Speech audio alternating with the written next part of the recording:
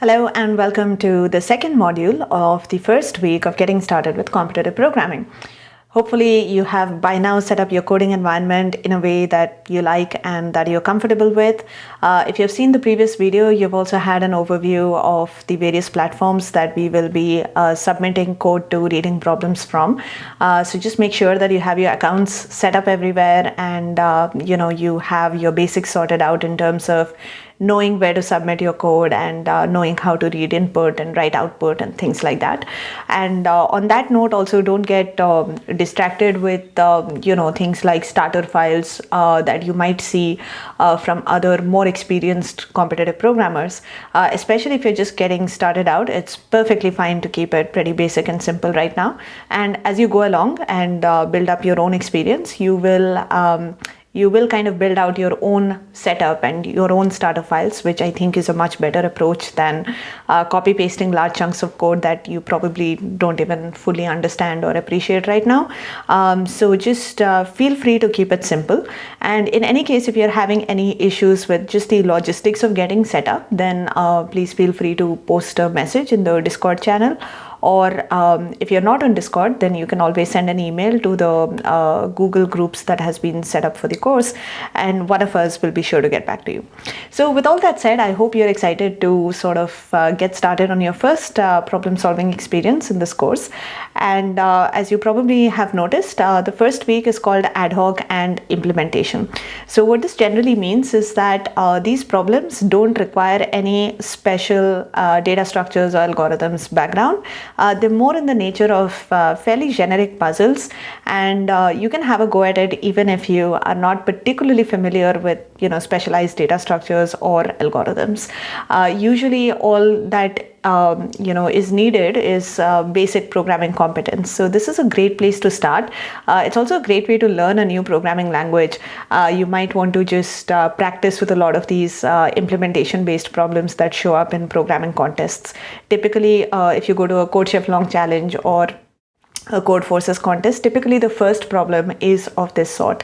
You need to spend a little bit of time just trying to understand the setup, and there's probably usually one or two small things that you have to figure out. But after that, the part about translating your thought process into code is usually relatively straightforward.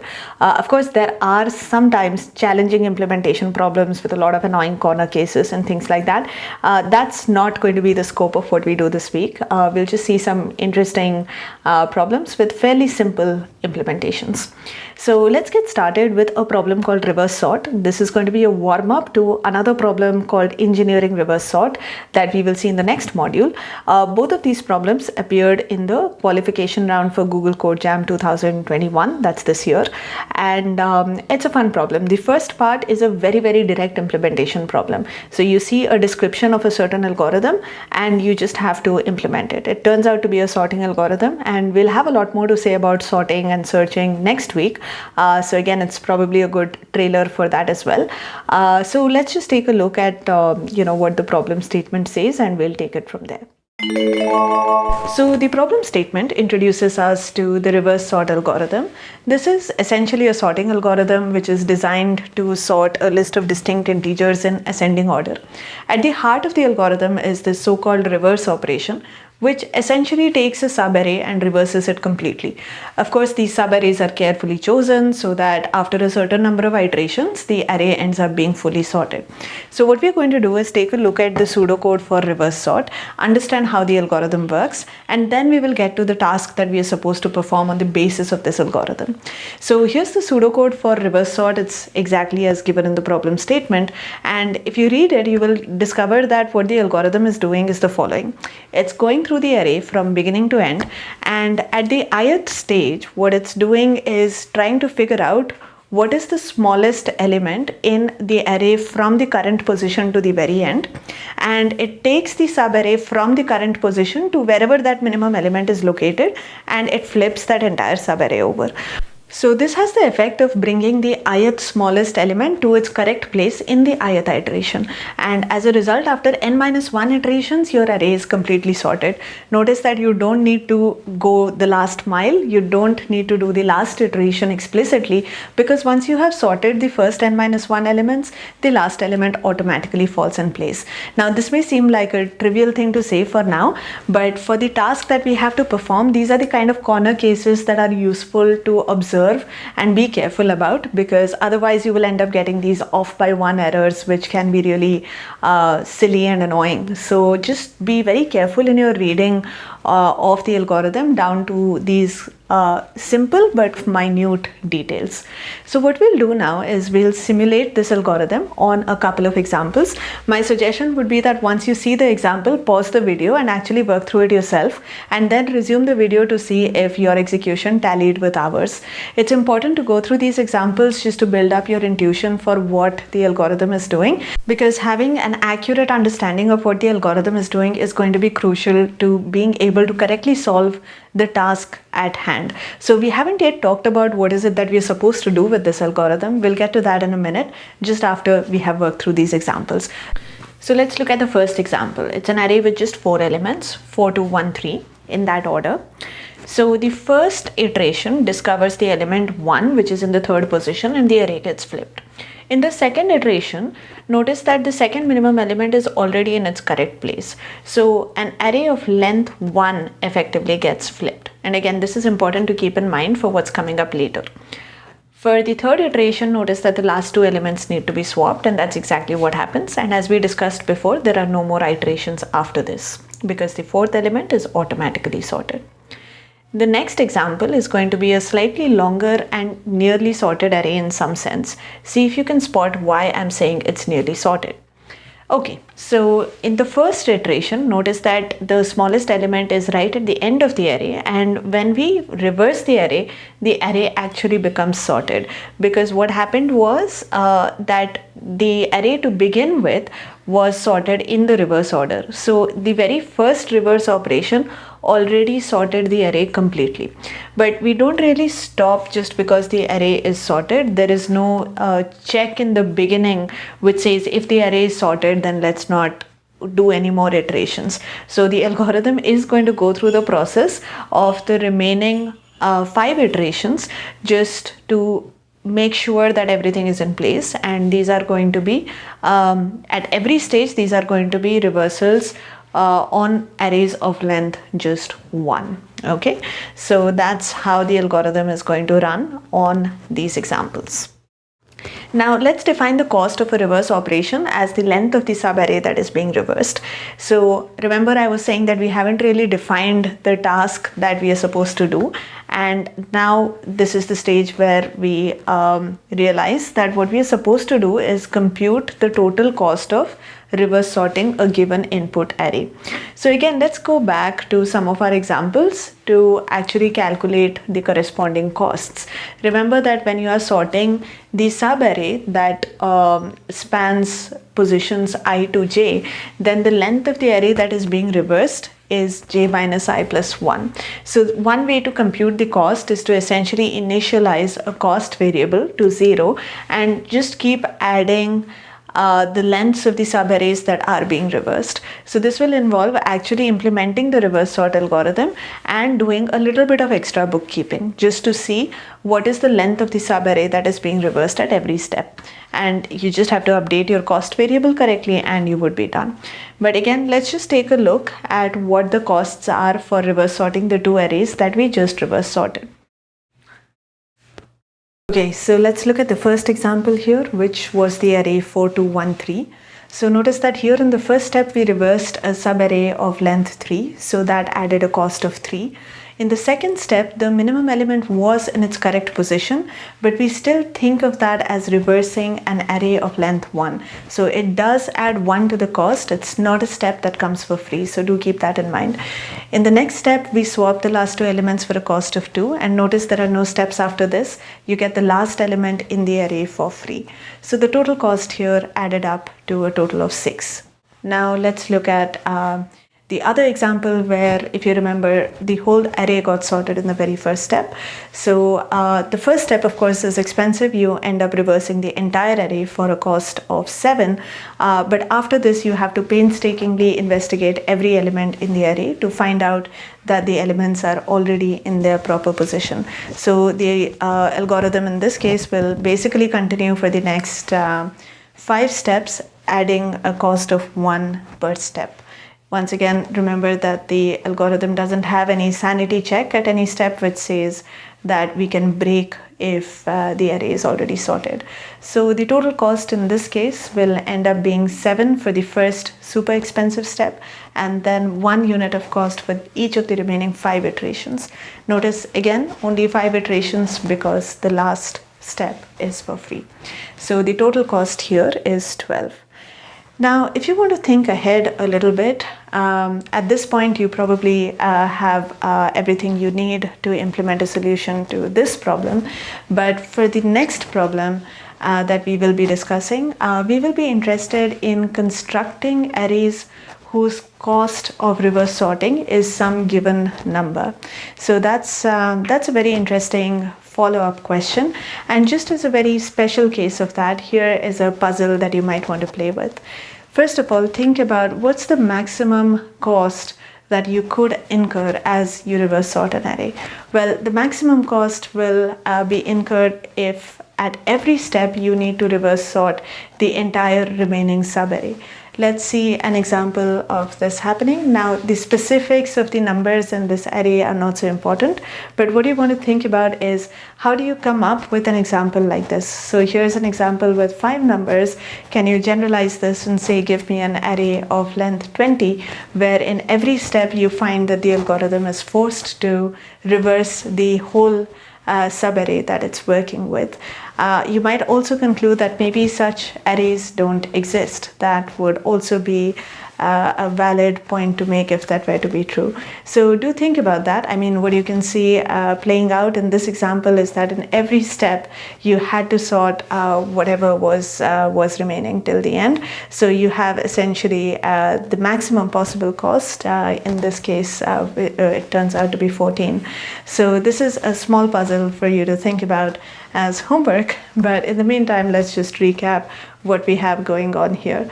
So essentially, we simulate the reverse sort algorithm, and we just keep track of the costs as we go along. So at this point, I think we're ready to implement this. So let's switch to coding. All right, so welcome to the implementation segment of this discussion. I hope you are excited about writing the code for the very first problem that we have solved in this course. And because this is our first discussion about an implementation, I will go through every step of the process. But in the future videos, we might end up skipping some of the more routine parts, like, for example, taking input and things like that. In general, if you have any issues with the implementations of any of the programs that we discuss, then please feel free to share your doubts in the Discord community that we have set up for this course. So notice that there is a separate channel for every week, and we would really appreciate it if you could help us keep things streamlined by making sure that you're posting your questions in the correct channel. So with all that said, I think we can get started here. Let me just walk you through the layout of the screen, which will be more or less the same in all the videos. So I'm using VS Code. That's my choice of IDE. You could use anything that you're comfortable with. Just make sure that it's a plain text editor that has support for the basic features like, let's say, syntax highlighting and so on. I have divided my sort of workspace into 4 panes. The main pane is the one that you see on the left, where I will be coding. It's actually really just a pane. What I have here is a floating screenshot of the section of the problem statement that I think will be relevant to us because it has the details of the input and the output format. So I'll let that stay for a while we are still figuring out how to take the input and how to format the output. Now on the right, you will see that there are 3 panes and there are 3 files, one in each of them. So there's in and out.txt. Those are the files that my program will be reading from and writing to. So typically, I find it convenient to redirect the standard input and output to these file streams, and this way I just have I can see the output of my code in this pane right here, as opposed to, let's say, going back and forth between the terminal or just having a cluttered terminal with the output of the code. This, of course, is a matter of purely personal preference, so feel free to set up your environment in exactly whatever way you feel is the most comfortable for you. Importantly, I also have an expected out.txt. For now, it just has the output data from the sample output in the problem statement. But in general, you might want to be doing your own tests, and in this case you might have to generate this expected output file either by working out the solutions by hand, or you know them in some other way, or you have some maybe a brute force program that you're pretty confident about, which has generated the solutions for some instances, and you want to compare if maybe your algorithm, which is doing something different, is actually tallying with these solutions. So expected out.txt is a file that has solutions that one would be typically confident about for some reason, and then what you want to do at the very end after you have written your program is to just run a quick diff either from the terminal or visually, but I would recommend doing it from the terminal. Run a diff between these two files to make sure that your the output from your program tallies exactly with what is expected. So that is the overall setup. I'll just be using this terminal here at the bottom just to run the files, and I do have 2 very simple starter files. So here is the C starter file. There isn't really much going on here, and I'll typically end up adding things based on what we need, and this is some code that just redirects the IO to these file streams, and this is something that's just recommended for speed, and you'll probably see it in many starter files, so I'll just leave it at that. Most people would just actually recommend using the scanf and printf style C input output for speed, but for most of the problems that we'll be tackling, we are not really concerned about that level of optimization. So I'm going to stick to just doing the standard IO stream when I'm using C++, which is to say I'll use C in and C out. But if you're stuck with a program whose efficiency you're really convinced about, and you're still getting some sort of a TLE error, just check if you're using efficient input output or not. So that's one thing. Similarly, I also have a Python starter file, which I think looks even simpler. So again, it's just all that it's doing is redirecting the IO streams, and I do have here a little bit of code that helps me track the time that my program is taking to actually produce its output. This is particularly useful for Python because it does tend to be the slower language, and sometimes it just like to sanity check that there isn't a particular disadvantage. It's important to remember to remove any of these extra print statements. Once again, remember that those would actually cause your tests to fail, and on some platforms like Google Code Jam, for instance, you'll end up just getting a running time error, or rather a runtime error, if you submit your code with stuff like this. So you just need to make sure that all of these extras are removed before you make your actual submission. Some people will have these sort of these macro if statements to say that these things should execute only if you're not in a judging environment. I have personally found those to be a little bit unreliable, so I just make sure that I manually clean up my files before I actually make a submission. But on the other hand, if you don't want to, mess around with your files and you want to keep them clean, but you still want the input to be read from a file and the output to be written to a file, you can also do this using, the appropriate commands on the command line. So I use bash, and I can simply redirect the output to a file quite easily by just appending a small command to the regular compiler invocation. So this is just to say that there are many ways of setting things up. I'm not getting into any more specifics because the details will really vary based on your operating system and your particular compiler version and various other details. But there are a lot of resources online, so I'd really encourage you to spend a little bit of time making sure that you have a comfortable working setup, so that you're not wasting any of your precious contest time on things like how to run your program and so on and so forth. So this is a small initial investment that's certainly worth making. So now let's go back to reversort and maybe start the implementation that we were planning to get to.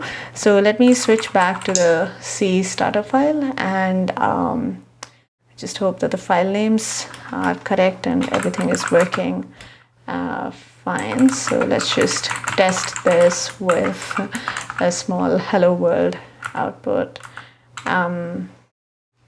Okay, so there's hello world in the out file, so that seems to be all right. So now let's just maybe begin by taking the input. So the first line gives the number of test cases t. By the way, before even getting started, it's probably useful to just take a look at the limits for the input, because especially in languages like C++, one thing to be careful about is the types of the variables that you declare. So you want to make sure that your variables are large enough to hold, or rather their types are conservatively large enough to hold the kind of values that are going to be thrown at them. Fortunately, this being a warm-up problem, it looks like the limits are fairly small, so this is not something that we have to worry about specifically right now. So I'm just going to declare an integer which can store the value of the number of test cases. Now t-test cases follow, so I guess we should have a loop that accounts for each of these test cases.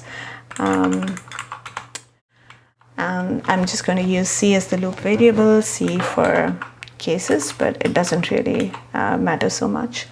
Now, what's the format of each test case? The description says that each test case consists of 2 lines. The first line contains a single integer n. So let's again read that in.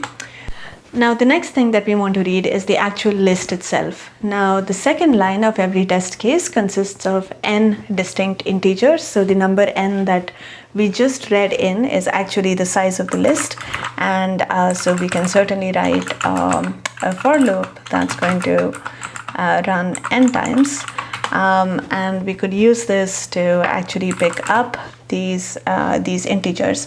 So all the integers are on a single line, but they're separated by spaces. So although the description doesn't say it explicitly, if you look at the sample inputs right here, you can see that these are space separated integers, which is going to be fairly convenient for us because we can just read them in like that, and we would be done. Of course, these numbers are not going anywhere, so we need to put them in an array or a vector or something like that. So I'm going to use a vector of integers because that's what I find convenient, but of course if you would prefer using an array, that should be perfectly fine too. So we're going to use the pushback method to add these numbers to the list. This is analogous to append in Python, if that's something that you're more comfortable with. So we are done at this point in terms of reading the input. Yeah. So just as a really basic sanity check, let's just write this input back just to make sure that we have it right. And that we haven't made any mistakes at this stage. So just remember to print some spaces, otherwise the output will look like completely unreadable, basically. So let's just give a new line across test cases and tabs to distinguish between tests. So if you look at the output file now, it looks like we have managed to read all the arrays correctly. So that's great. Now I do want to get rid of this sort of this floating screenshot. So let's also take care of the output. Of course, the coming up with the answer is going to take some time, but let's just take care of it in terms of the formatting. So what we want to do is print the case number. So Google Code Jam is rather unusual in terms of its output format. Most other platforms would just require you to print the answer in some specified format, but Code Jam explicitly asks you to print the string involving the case number. So of course, what do we print here? We could invoke a function that we may want to write to solve this instance, and we would be done. Let's actually go ahead and define this function. Let's say it returns an integer, which is the cost of reverse sorting the array in question. And let's say for now that we just return a dummy number, and we can see that the formatting at least is okay in the output file. All right, so since we're done with reading the input, I got rid of the references to input and output formatting. And just for our recollection, here is the pseudocode for reversort. And again, this is a snapshot from the problem description. So remember, our plan was to just implement reversort as is suggested here and use a cost variable to keep track of the costs as we go along. So let's maybe begin by introducing that cost variable, which I think it's sufficient for it to be an integer at the moment. And let's remember to return the cost as well. And now let's try to implement the reverse sort algorithm. So we're going to need a for loop that, where the loop index varies from 1 to the length of L minus 1. The one thing to keep in mind is that we probably shouldn't be using 1-based indexing because that's not our scene here. So let's start our loop variable from 0. And this is going to go on until the length minus 1.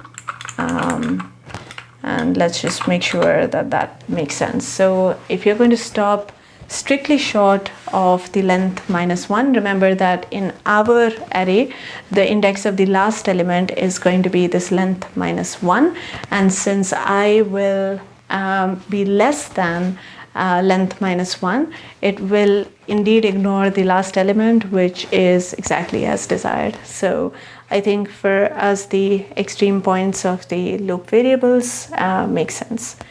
Now, what's the first step here? We want to find the minimum element, but it has to be the minimum element in a certain subarray, right? And then we need to find the position of this minimum element and then execute the reversal. So it's essentially these 3 steps: find the minimum element, find where the minimum element is, and now identify the relevant subarray and actually perform the reversal.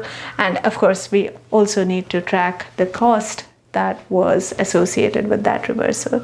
So let's do this one step at a time. So for finding the minimum, what we are going to use is let's use the variable name small m to keep track of the minimum value, and we're going to use the function min element to actually find the min element. Now notice that what the min element takes as input is essentially for our purposes, we can think of this as the boundaries within which we want to search for the minimum. So we're going to essentially say that we want to search from the start but offset by I, and of course we want to go all the way till the end. So that's what we want to do here. And Again, you might want to just check that the indexing makes sense. So in the very first step, you're looking for the minimum in the entire array. Sorry, that's my software launcher that just came up out of nowhere, so let's ignore that.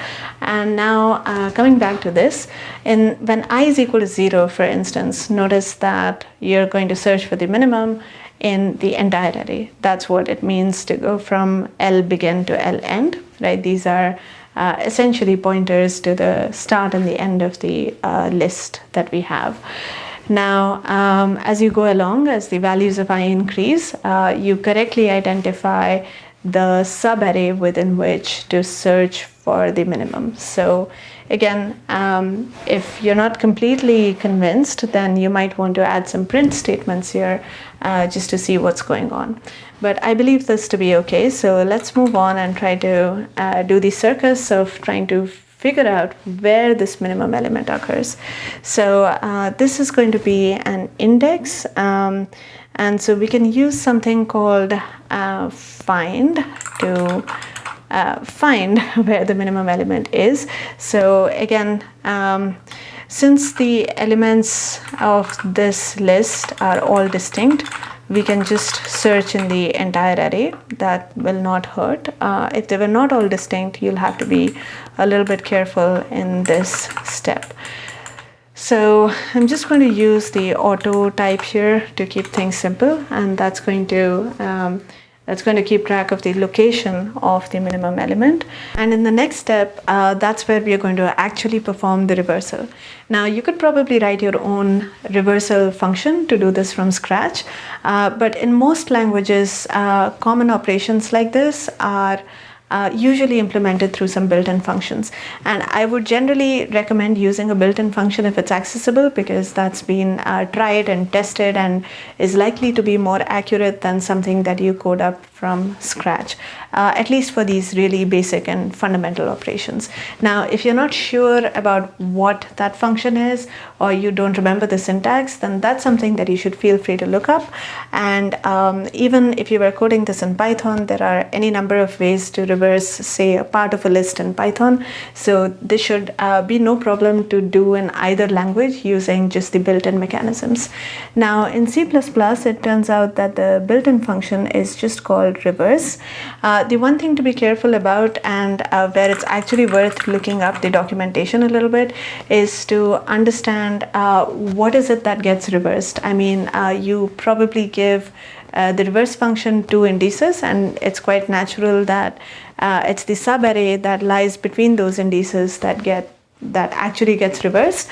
But the detail to worry about is whether the indices are inclusive or exclusive or some combination of both. So for the reverse function, it turns out that it considers the first index to be inclusive and the last index to be exclusive. So with that in mind, what we should input to the reverse function is the start of the array offset by I, because that's from where we want to start the reversal operation, but we want to end at X, which is where the minimum element is located. But since the reverse function is going to ignore that last index, so if we had just given begin plus I to X, then we would have reversed a shorter subarray than what we intended. So we need to add a +1 right there. So this performs the reversal that we require. And now we are ready for the final step, which is not present in the pseudocode, but which is something that we have to do to solve the problem at hand. Sorry that I'm missing a semicolon here. Let's fix that first.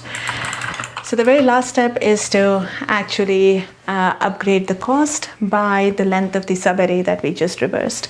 So when we were discussing this a few minutes ago in the lecture, we said that the cost is just going to be j minus I plus 1, where j and I are the indices of the array that got reversed. But here we have these indices in the slightly awkward format, and it's not clear if we can just directly do arithmetic here. So we are again going to use a built-in function to bail us out. So there's this useful function called distance, which does exactly what it sounds like it's supposed to do. So if you essentially supply two locations, it'll tell you how far apart they are. So let's find out how far apart the index of the minimum was from the start of the array. This essentially tells us the value of j in the pseudocode. And what we can do with this now is to essentially subtract I, which we know is the place that we are starting. That's our initial offset. And of course, this is over subtracting a bit. So I'm just going to add a +1 as we had discussed earlier. So this appends the right cost of reversing the subarray that we encounter in the ith iteration. So let me get rid of the pseudocode here, and this is the moment of truth. Let's run the code and see what we get.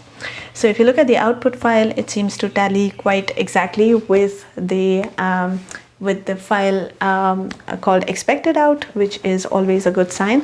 If you want to be really careful, although this is a simple example and it's quite visible that everything seems okay, but as a matter of general habit, you might just want to run a diff to be sure. So when you're running a diff, no news is good news. So if the output of the diff command is empty, it means that the files have matched exactly. Sometimes you might get like, even though the files are visually matched, diff may still give you some output because maybe there was an extra new line in one of the files and things like that. But fortunately, there seems to be no such indication here, so nothing to worry about. You could, of course, in general, I would recommend this. Try and run your code on a few different examples just to make sure that you identify some of the common edge cases and try to make sure that they are accounted for properly before you actually upload your code. Of course, when you're practicing, you can upload your code as many times as you want, and there is no penalty, so it would be completely understandable if you are just keen to upload your code right away. Just be a little bit careful about making a habit out of this, because when you're participating in an actual contest, as you know, you might incur penalties on these wrong submissions. So you have to be a little bit more careful when you are participating in a live contest. In any case, this was a fairly straightforward problem, and we have good reason to be confident about this code, and you can go ahead and try and submit this on the CodeJam servers and see how that works out for you. One thing to be careful about is definitely the corner cases and the indices, so do watch out for issues that might occur there. And just as a little bit of trivia, if you've seen the intro video for this course, it opened with a bit of frustration with the first version of the code not going through as expected, and the problem that we were solving in that video was actually this one, and the line of code that was missing, I think, was the line that involved actually reversing the array. I think that's a common enough mistake that can be made. So you keep track of everything else, but you forget to actually reverse your array in the process. And then, of course, your array hasn't been reversed, and you're not tracking what you're supposed to be tracking. So your answers end up being wildly different from what you expect. So it's certainly not impossible to make mistakes even in simple problems, and in fact the simpler the problem, the more frustrating it is that you're getting a wrong answer kind of a status from the judge.